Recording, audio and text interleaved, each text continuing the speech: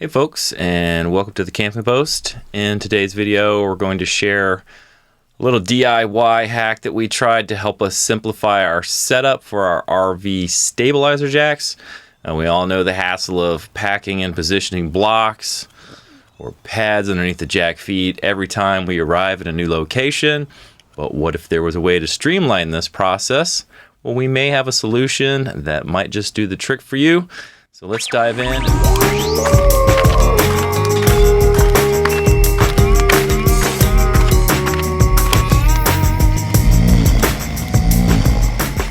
Well, most RVers either use homemade stabilizer pads or purchase various styles available in the market.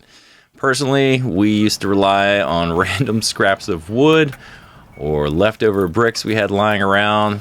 Problem was, it meant carrying these extra pieces around, pulling them out, packing them, setting them up every time, and ensure it was positioned correctly beneath the jack feet. So, at least to say, it was a bit of a hassle.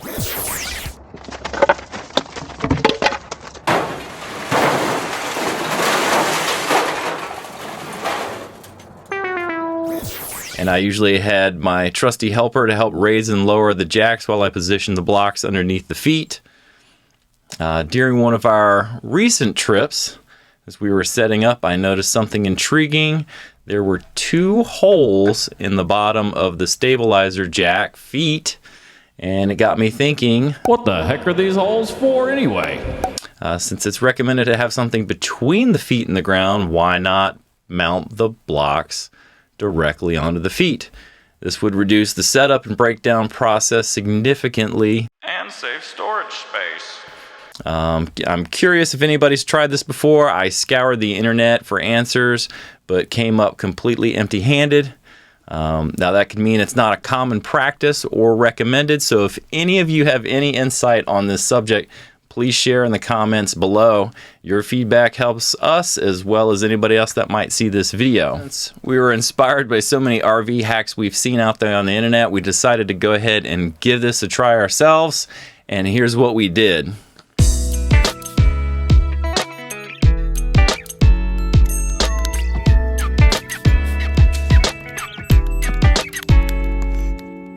So we just got out our tape measure and measured the feet on the existing jack, and that came out to about 8 inches.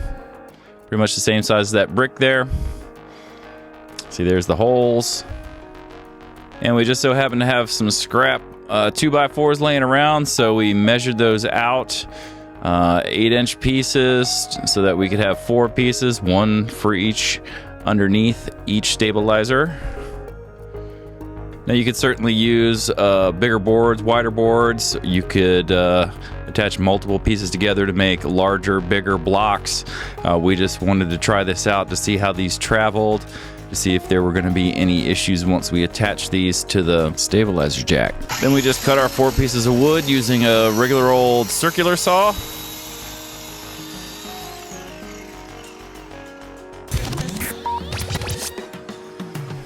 Now we're back out at the Dawn camper. We are going to raise up the stabilizer jack just a little bit so we can put the blocks of wood underneath. And then we're going to line them up with the feet. Then lower the jack back down.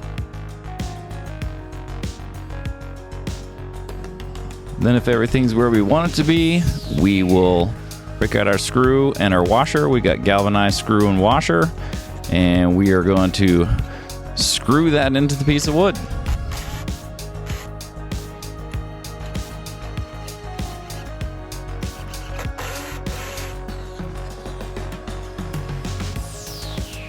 Then we repeat the same process for the other 3 jacks.